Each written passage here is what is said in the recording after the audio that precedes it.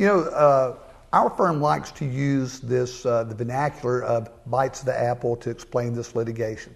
Most of you are familiar with other kinds of cases like a car wreck, and I'll keep this simple by example. In a car wreck case, you can try to settle your claim out of court with the insurance company that represented the other driver. And if you can settle that claim out of court, which happens often, then it's fine.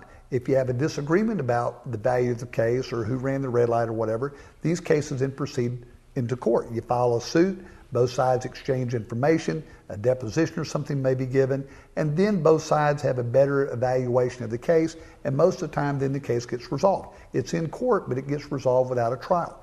Very rarely you still need to go to trial, and that's when the disputes can't be resolved after all the facts are well known, and then ultimately a jury decides which side's right and how much is owed, etc.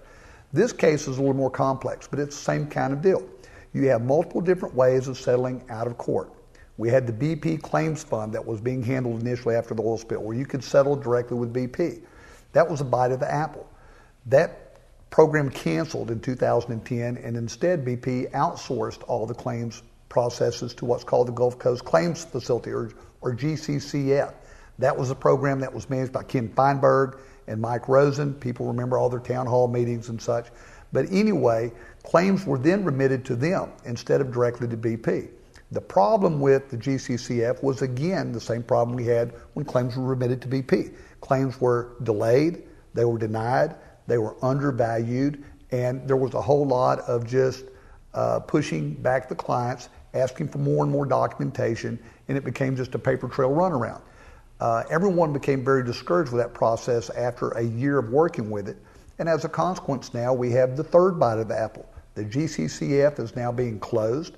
So no more cases will be going to them for review. And instead, there's a transition processor. His name's Pat Juneau. He's in charge of this transition fund. Cases that weren't resolved in GCCF that were in front of the GCCF record keepers instead went to him. Some cases have been reviewed and resolved in that format. Many others have not. But again, that's another bite of the apple. Could Mr. Juneau's program settle them? Again, some did, most didn't. Now we have a fourth bite of the apple. The fourth bite of the apple is another claims fund that's coming out of the court. Again, all these other programs came from BP, directly or indirectly. Now we have a new court-supervised program in which some cases are eligible for payment, and again, some cases are not. And what our firm will be doing is packaging all of the information that we packaged before and sent to GCCF, or cases that we sent to the transition administrator for cases that are still out there unresolved, which is the majority of them, unfortunately. There's now the opportunity to submit those to this class settlement. Again, class settlement is somewhat misleading because it doesn't settle all the claims.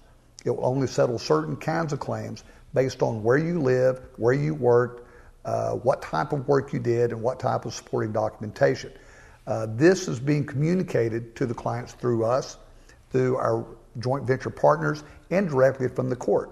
Many of our clients will receive mailings directly from the court because we have remitted to the court information regarding your address and stuff in the event that the court wants to directly communicate with clients. So we do know in this case, we are getting direct communications from the court to us as your lawyers and also to some of you directly regarding this new proposal.